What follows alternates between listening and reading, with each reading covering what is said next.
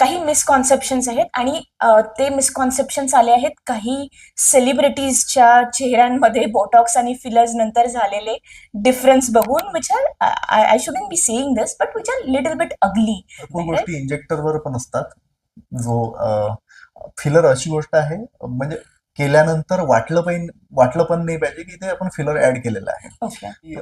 पेशंटला सवय होऊन जाते त्या फिलरची, म्हणजे ते स्वतःहून जातात आणि म्हणतात की मला आणखी फिलर ऍड करून द्या. त्यांना चांगलं दिसायचं असते, पण ऍक्च्युअली कसं राहतं की आपण ज्या वेळेला फिलर ऍड करतो, त्यात हॅल्युरॉनिक ऍसिड एक सबस्टान्स राहतो. ते काय करतं, ते पाणी ओढायचं काम करतं, ते पाणी अट्रॅक्ट करते, तर त्यामुळे फुलनेस येतोच. पण तुम्ही जर आणखी त्यामध्ये ऍड ऑन करत आहे, टॉपअप मारतच आहे, तर मग अशा वेळेस काय होतं की कधी कधी ते ऍक्च्युली कसं आहे, ते एस्थेटिक फिजिशियन जे राहतात त्यांना पण समजायला पाहिजे की आपल्याला कुठपर्यंत फिलर ऍड करायचं आहे आणि कुठे आपल्याला